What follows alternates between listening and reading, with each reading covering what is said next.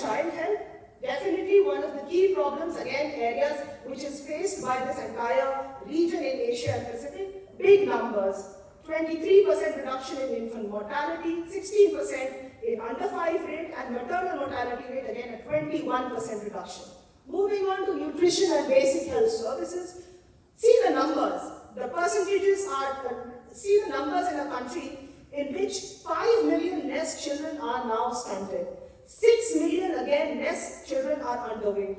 When we talk of households with health insurance, look at the huge numbers of 188 million more households are now covered by health insurance. You must have heard about the Ayushman Bharat scheme, which actually targets 500 million population with the health insurance. Again, institutional births, huge increase. Again, vaccination also a substantial increase in the last couple of years.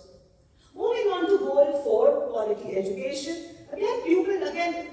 These are areas where we have challenges of educational outcomes, of manpower, of resources. Even then, the challenges have been overcome. The pupil-teacher ratio has substantially improved, and gross enrollment ratios, both in secondary and higher secondary, have shown marked improvements. Gender parity, definitely we've gone beyond the 1.1, the equivalence of 1, and we've achieved a lot more. Moving on to the last fact of this basic standard of living, the components on sanitation, cooking fuel, electricity, drinking water, housing. I will not repeat the numbers for you. The numbers are right on screen. Millions, it's all 3-digit million numbers who have gained access to sanitation, to cooking fuel, to electricity, drinking water, and housing. And these are basically the issues that, these are largely the development challenges which a country like India has been facing. And definitely these are the challenges which the entire region of Asia and Pacific also faces. Again, talking about financial and digital connectivity, nothing can, no amount of words can explain the success of the Jan Dhan Aadhaar Mobile, the Trinity, the Jan Trinity as we call it, which has kind of brought in and included all hitherto unbanked, hitherto unidentified citizens, and with mobile and internet connections.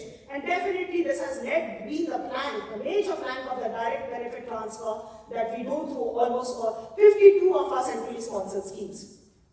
Ladies and gentlemen, I leave you with the final conclusion that we and Niti Aayog have come to.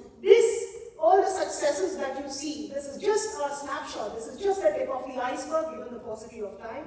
But you have to realize that all these successes have been contributed and are a result of this entire process of SDG localization, the model of SDG localization that we followed in India, which is based on our extensive and intensive partnerships with all our subnational governments, whether it's at the state level, it's at the district level, it's at the local level, and goes beyond the government to our international organizations. The UNRC and UNDP is a very major partners in our process.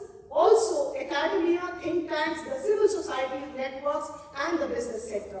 And what we believe is that this is what India can always offer, the solutions provided and the model followed and the process followed. This can offer a useful lens in this part of the region, and we'll be happy to collaborate with ESCAP and with our partner countries in kind of taking this forward. I leave you with the body of our work. Please do have a look. Everything is, so we have all our dashboards, data dashboards, everything, all the indices, the multidimensional poverty index and the SDGs, all are in the public fora. We do not require any login ID and passwords for it. This is meant so that it reaches our people, it reaches our citizens, so that we keep getting honest and constructive feedback from all our partners here.